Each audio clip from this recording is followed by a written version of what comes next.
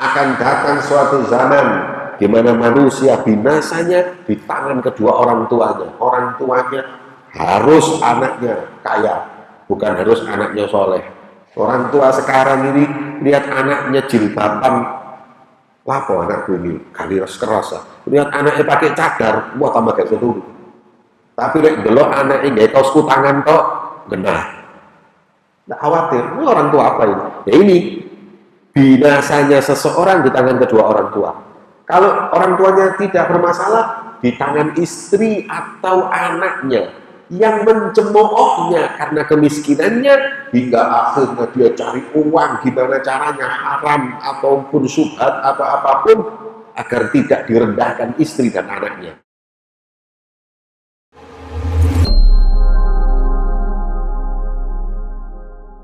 Al-Imam Abdullah bin Alawi Al-Haddad mengutip perkataan Imam Ghazali, menukil perkataan Imam Ghazali,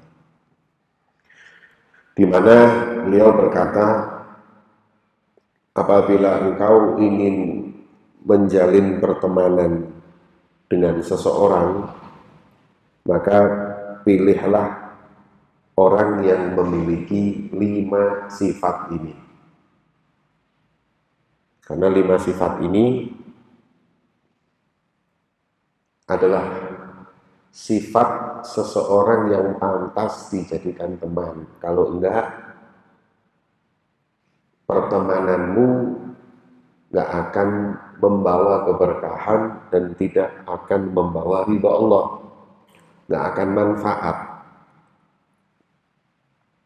Apa itu pertemanan ini? Yang pertama, carilah teman yang al-aqlu, yang memiliki akal. Ya, semua teman kita punya akal, masa koncon bekewan. Akal yang dimaksud itu bukan akal yang kita saat ini pahami. Akal ini adalah orang yang mengedepankan akal sehatnya daripada hawa nafsunya. Orang yang maksiat, yang mendahulukan dunia atas akhirat, itu nggak berakal. Selalu ulama itu kalau mendefinisikan akal itu adalah orang yang mendahulukan akhirat atas dunia. Ini namanya orang yang berakal. Makanya ketika Allah mensifatkan penghuni neraka, Allah berfirman, "Lau kunna nasma'u au naqilu ma kunna fi ashabis sa'ir." Kalau dulu waktu di dunia aku mendengar, bukan mereka tuli ya, mereka punya adzanun la yasma'una biha, tapi telinganya nggak dipakai untuk mendengarkan kebenaran. Ada majelis, ada ulama ngingetin, nggak dengar, nggak mau dengar. Nah, kalau dulu saya itu berakal, duluin akhirat atas dunia. Saat ini saya bukan penghuni neraka. Jadi saya saat ini jadi penghuni neraka karena dulu nggak mau dengar, nggak mau mendahulukan akhirat atas dunia. Makanya cari teman yang mikir akhirat, jangan cari teman yang urusan dunia tok. Itu yang pertama. Yang kedua, akal ini adalah kebalikannya hawa nafsu. Jangan cari teman yang tidak berakal, alias selalu mengedepankan hawa nafsu, egonya, ya, daripada akalnya. Orang yang selalu ngikutin hawa nafsunya ini nggak berakal, nggak sempurna akalnya. Meskipun profesor, meskipun doktor, meskipun gelarnya panjang, tapi kalau dia selalu diperbudak hawa nafsunya, nggak berakal. Makanya Al-aqlu di sini mengedepankan akhirat atas dunia dan mengedepankan akal atas hawa nafsunya. Cari teman seperti itu. Jadi kalau temanmu itu gak mikir akhirat, dunia tok, tinggal, gak manfaat. Temanmu selalu hidupnya ngumbar hawa nafsunya, ya, gak bisa mengekang hawa nafsunya, tinggalkan. Gak ada baiknya. Ini kalau saya lihat pernyataan Imam Ghazali ini bukan cuman kau kalau ingin berteman, kau ingin punya pasangan hidup juga begitu. Teman aja gini, apalagi istri. Teman aja begini, apalagi suami. Itu yang pertama. Yang kedua, carilah teman yang punya khuluqul hasan. Teman itu cari yang akhlaknya baik, tata keramanya baik, budi pekertinya baik. Cari teman yang seperti itu. Jangan berteman dengan anak atau orang yang tidak punya akhlak.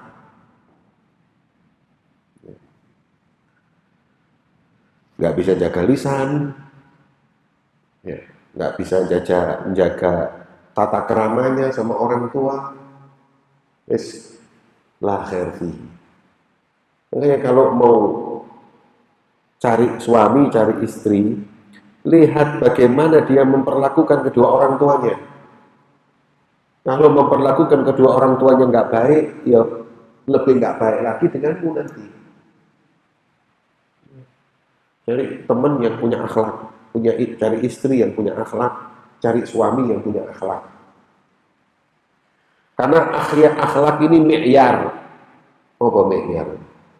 Mi'yar itu barometer nilai seseorang itu di akhlak.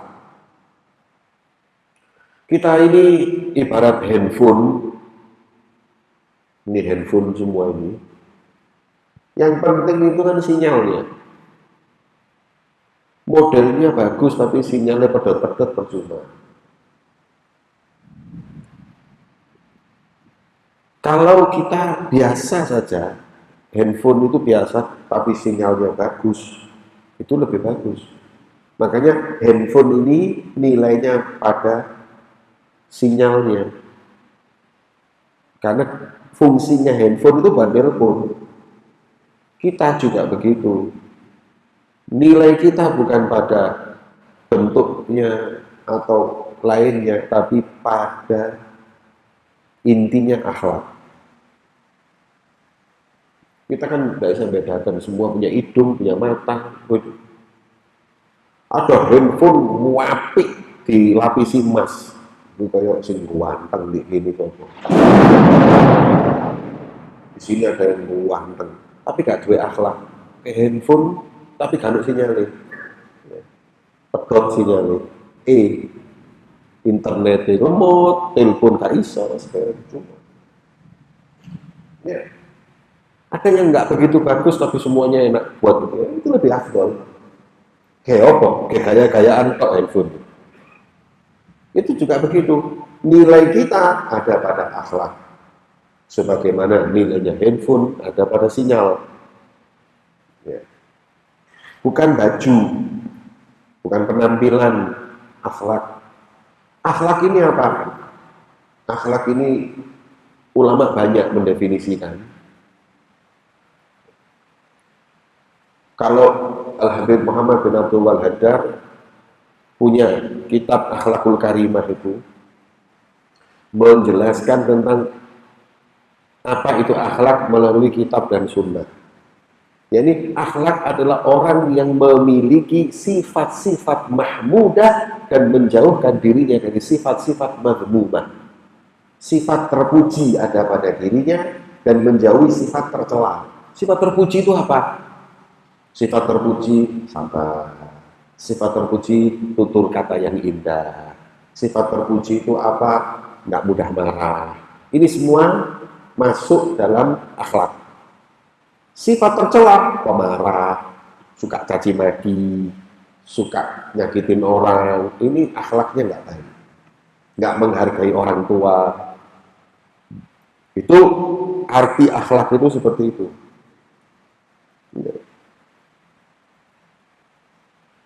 Makanya kalau kita punya teman akhlaknya baik, kita insya Allah semakin baik. Apalagi kalau dia lebih baik dari kita, kita ketularan baik. Tapi kalau tidak, nular. Akhlak buruk nular. Makanya jangan berteman dengan yang tidak memiliki akhlak karimah. Husnul khuluq. Yang ketiga, wassalah. Sholah itu artinya orang yang ahli ibadah, soleh. Sholah itu kan aslinya dari soluha, artinya baik. Ada yang mengatakan soleh itu artinya berkualitas, karena di tulisan-tulisan di Arab itu minuman itu ada tulisannya solehun ila tarikh kita. Ini soleh sampai sekian. Bukan soleh itu artinya kualitas. Jadi dikira soleh, oh berkualitas. Salah. Baik dikonsumsi sebelum tanggal sekian. Soluh itu baik. Ya. Isim masdarnya itu sholah. Duduk pemain Arsenal itu sama. Arsenal atau Manchester gitu. Ya? Liverpool. Tiba santri sehingga di bal-balan ini. Ya. Sholah itu artinya baik, orangnya soleh. Carilah yang orang itu baik, ahli ibadah, nggak ninggal sholat, nggak ninggal puasa. Cari istri ya gitu juga, cari suami juga yang begitu. Lek gak nular. Jangan yang malas ibadah, yang ngentengkan ibadah. Ya. Orang soleh itu memang sulit. Nyarinya ini sulit. Ya. Nyarinya itu sulit hadirin. Karena saya kadang-kadang melihat orang itu dipuji berlebihan. Ini soleh, waliullah, alamah, dan lain-lain. Padahal soleh aja itu sudah istimewa.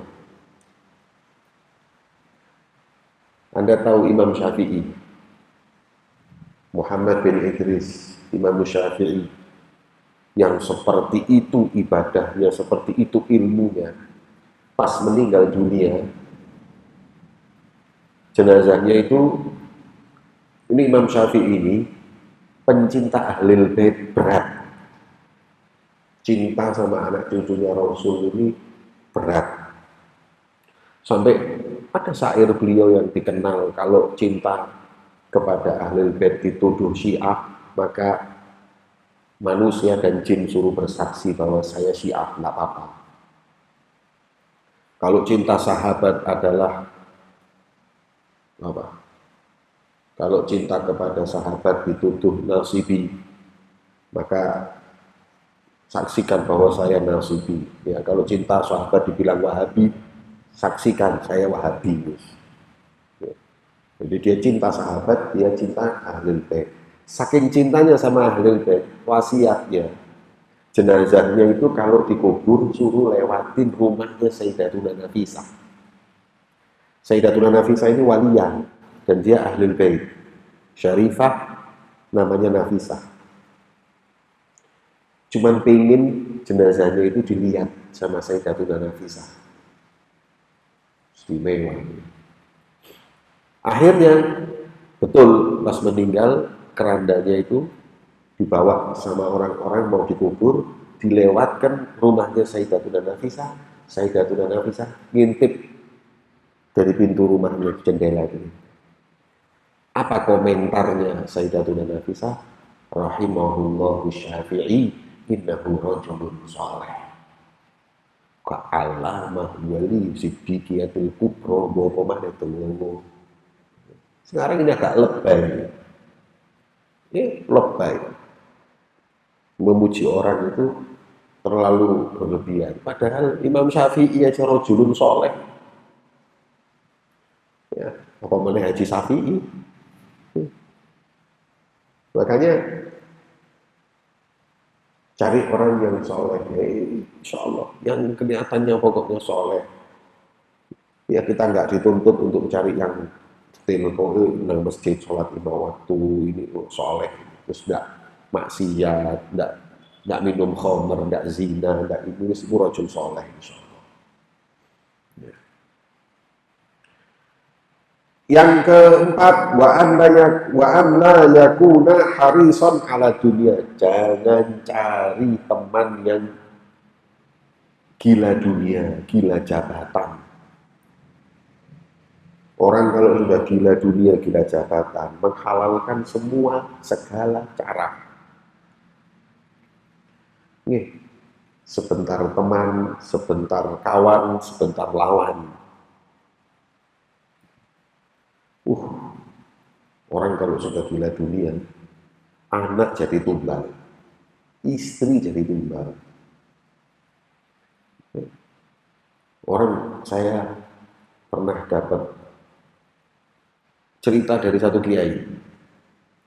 Kata kiai ini, Habib, orang-orang ini yang pengen punya jabatan ini, kalau sudah dia pengen mendapatkannya, semua cara digunakan walaupun harus syirik sama Allah.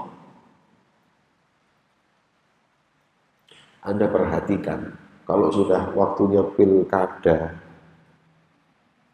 dukun laris manis. Dukun ini laris manis. Saya punya teman di Malang gitu berminyak. Itu nanti dukunnya minta belikan minyak ini, minyak ini. Minyak itu regane sak mili 2000 didol 50.000 dibayar.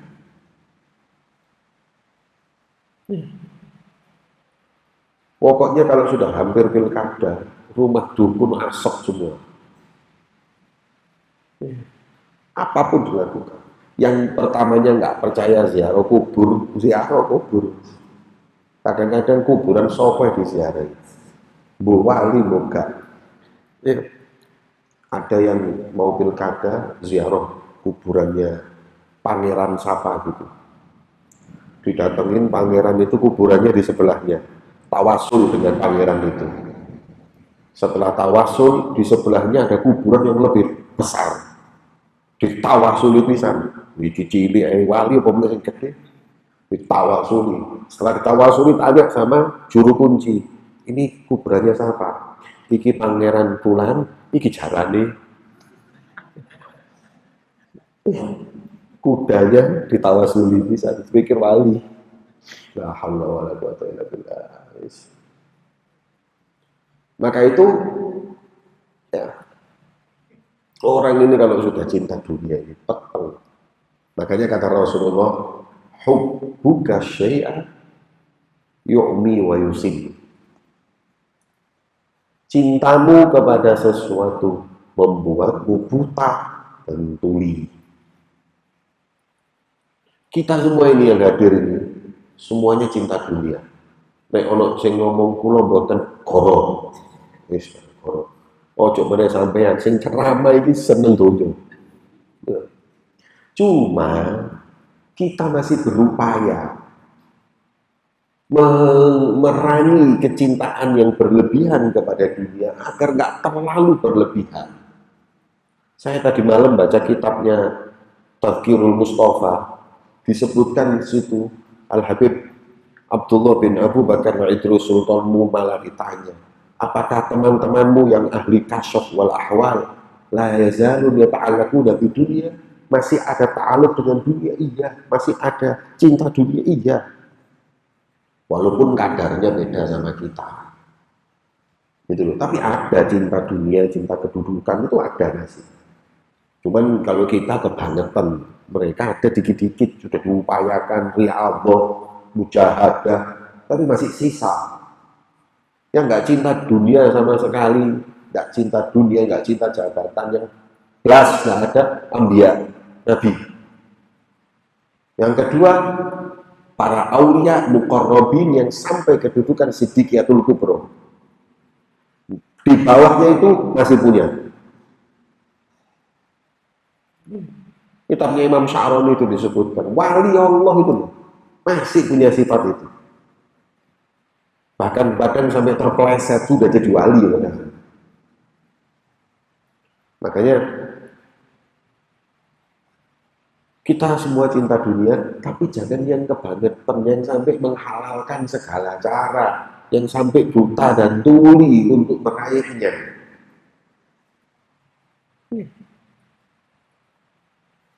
Dikandani haram tetap dilakukan. Ya, kayak ini orang-orang ini, saya pernah ditanya tentang hukum waktu itu MLM. Hukum MLM itu gimana gini-gini. Saya bilang kelihatannya riba. Oh, enggak ada riba. Mana ribanya di mana? Ini teman saya kasih tahu ini ngotot. Sampai akhirnya saya tanyakan mufti di Mutarim, Habib Masyhur. Lewat teman saya suruh tanyakan, katanya mufti Tarim haram, riba, horor. Saya sampaikan jawabannya sing takon salah, bayangno. Cara jelaskan pada mufti salah. Al-muhim mati-matian memperjuangkan MLM ini halal. Ketika dia hancur di MLM itu, ketemu aku maneh tulite haram, raimu. Kono untung halal, tapi lek wis rugi haram. Bang hukumnya apa? Oh, bukan riba, ya durung kena kon bang. Lek wis kena, bang iki memang setan banget. Ini orang-orang ini kalau dia untung dibela mati-matian, kalau rugi baru hukumnya apa? Saham apa itu saiki? Apa namanya? Trading. Trading ini gimana hukumnya? Kalau untung halal, MUI. Kalau pas rugi haram. Judi online diperhalus, terus macam-macam. Enggak. Makanya orang kalau sudah kadung cinta dunia, dia tidak bisa diajak ngomong. Kayak seseorang yang cinta kepada seorang wanita, dikandani wedok iki gak apik ngene, oh kon sing iri. Oh salah semua. Orang tua ngasih tahu, nah iki wong wedok gak apik, ono iku lah gak kenal, aku sing kenal. Terus begitu dirabi ruwet kan. Ini orang kalau sudah cinta sesuatu tuli buta. Makanya cinta sesuatu berlebihan itu tidak boleh kecuali ke Allah, ke Rasulullah, dan orang-orang yang kita diwajibkan mencintainya karena Allah dan Rasulnya. Selain itu, cinta itu biasa saja. Sama anak aja kita ini cinta jangan berlebihan. Iya. Sama istri, ini sing duwe bojo tak kandhani. Ojo teman-teman karo bojomu. Ya. Kenapa? Rasulullah juga bersabda, saya di ala nasi zamanun yakunu halaku rajul biyadi abawai fa in lam yakun lahu abawai fa biyadi zaujatihi wa waladihi yu'ayyirunahu bil fakri hatta yadkhula madakhilas su'. Akan datang suatu zaman di mana manusia binasanya di tangan kedua orang tuanya. Orang tuanya harus anaknya kaya, bukan harus anaknya soleh. Orang tua sekarang ini lihat anaknya jilbaban, lapo anakku ini kalian keras ya. Lihat anaknya pakai cadar, wah tambah kayak sepuluh. Tapi lihat belok anaknya nggak kaos tangan kok genah. Tidak khawatir, ini orang tua apa ini? Ya ini binasanya seseorang di tangan kedua orang tua. Kalau orang tuanya tidak bermasalah, di tangan istri atau anaknya yang mencemoohnya karena kemiskinannya, hingga akhirnya dia cari uang gimana caranya haram ataupun syubhat atau apapun agar tidak direndahkan istri dan anaknya. Ada uang, abang sayang. Tidak ada uang, abang apa? Abang ditendang. Iki sing ngomong pengalaman kabeh. Ya. Subhanallah. Ya, anak juga begitu. Kadang anak lihat orang tuanya miskin, oh, bapak ini gak pecus kerja. Ini aku nyesel dari mana ya sampean. Beda dengan anak-anak dulu. Ya, kalau mereka itu nggak mendapatkan materi, yang penting orang tuanya ridho kepadanya. Ya, di sini zaman seperti itu. Makanya intinya jangan berteman, jangan cari istri, jangan cari suami yang cinta berlebihan sama dunia. Materi nomor satu. Sekarang ini saya lihat orang materi nomor satu. Sampai kiaimu hadirin makomnya tergantung materi. Habib kiai makomnya tergantung materi. Nek montore Innova kiai, nek Alphard waliullah, nek sepeda motor ustad. Kak ono kiai pak sepeda motor celuk kiai. Tambah kaya, tambah dihargai orang materi sudah. Nah, orang kaya nggak pernah salah, bener tok. Gak tahu sembahyang, gak tahu ngaji, gak ngerti agama, tapi nek wayahe tahlilan lu ngarep. Ya apa ini? Kok kiai ini diberi, ini ngarep. Oh, orang punya uang ini subhanallah dihargai. Yang menghargai ya pencintanya, pencinta dunia. Sekarang sampai ini nggak seneng bal-balan, belas. Kalau bal-balan itu belendek. Terus di jalan ketemu Ronaldo itu jalan tanda tangan. Tak mungkin. Siapa Ronaldo? Oh, bikin mana? Gak seneng bal-balan. Iya kan? Kalau pencinta, wah, ketemu langsung histeris karena cinta.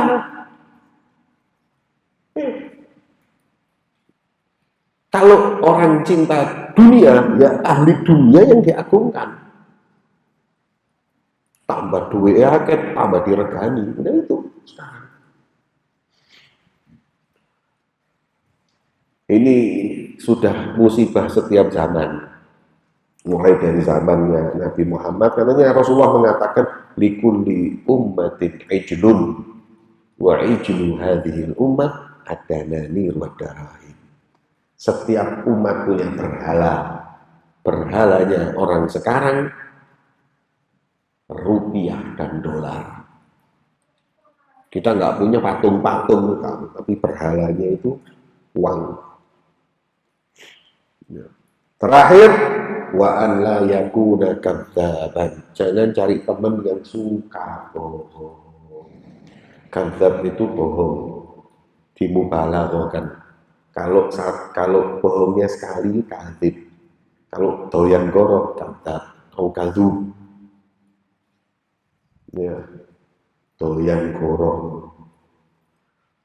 Bohong itu tanda orang yang nggak iman kepada Allah. Makanya Rasulullah ketika ditanya, ya Rasulullah, ayazni muslim, orang muslim berzina, ya. Yashrabu khamr muslim, yasruk muslim, mencuri orang muslim, ya. Bisa jadi orang mukmin, ya. Ayakdzibu mukmin, la.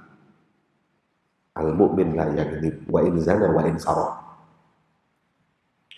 Orang mukmin tidak berbohong. Bisa jadi dia masih berzina, bisa jadi dia masih mencuri, tapi bohong tidak. Karena iftirak hanya dilakukan orang yang tidak beriman kepada Allah dan hari akhir. Ya, jangan suka bohong. Kadang kiai, ustadz, habib ceramah goro. Saya kemarin gini goro. Ya. Jangan, kenapa? Cerita bohong. Saya pernah diundang ke satu tempat di daerah timur, Ngapu sana, Sumbar. Ada satu ustadz ini niatnya baik. Habib, boleh enggak, Habib? Saya cerita bohong untuk nakut-nakuti orang-orang ini. Jadi saya itu ngarang cerita tapi goro. Saya sengaja agar mereka itu takut. Jadi saya cerita sama mama, tetangga saya, gara-gara minum minuman keras, malam-malam dikutuk sama Allah, jadi wedrus. Boleh nggak tuh? Supaya takut, nggak boleh. Haram. Tuh, tapi niatnya baik, nggak boleh. Nggak boleh. Bohong itu haram. Kecuali kata ulama, bohong yang diperbolehkan satu, suluh bainal fi'atain, untuk mendamaikan antara dua kubu yang berseteru. Umpama A, B, itu tukaran. Saya ingin ngomong, itu cangkeme dobol dulu. Wah, aku cuma ngomong. Saya ingin ngomong, waduh, itu matanya picek itu. Wah, itu meso-meso, itu meso-meso. Terus saya ngomong, duh, kenapa? Gue suka bunda. Ini saya waktu ke rumahnya sampai dipuji-puji. Wah, mau iya. Lu cari buang goro kabeh. Sampai dipuji. Juara motomu Masya Allah, gak pijak. Ya.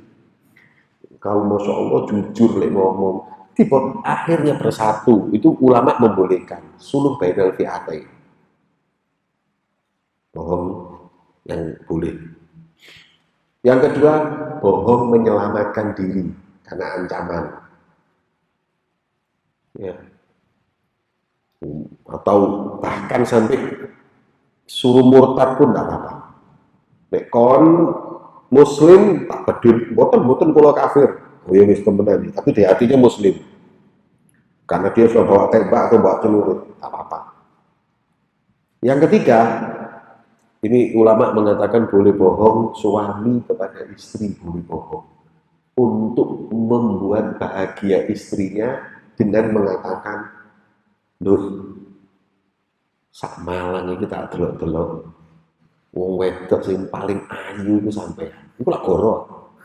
Sumpah goro wis. Wong bojone gak pati ayu maneh. Ya. Tapi membahagiakan. Mosok sih Mas, oh sumpah ya kok iki paling ayu wis. Seneng atine ya Allah. Jujur, lalu ngomong jujur, itu kan harus jujur. Yuk, kok tak delok-delok. Dek Malang ini wong paling elek nomor 3 kok.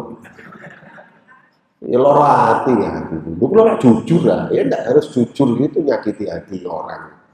Ya. Oh, gak kon ayu. Kon aku mikir ayuan dia kon lah ado. Popo kan.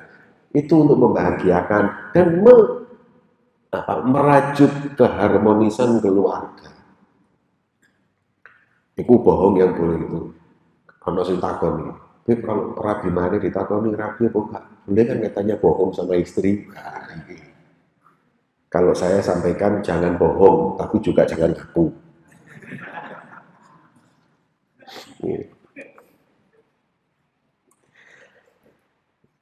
Intaha kalamuhu mukhtasaran.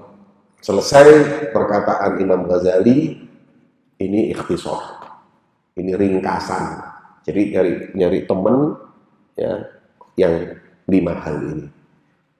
Cari yang akal, yang akhlaknya baik, yang soleh, yang nggak cinta dunia, nggak pendusta, nggak tukang bohong. 5 ini penting.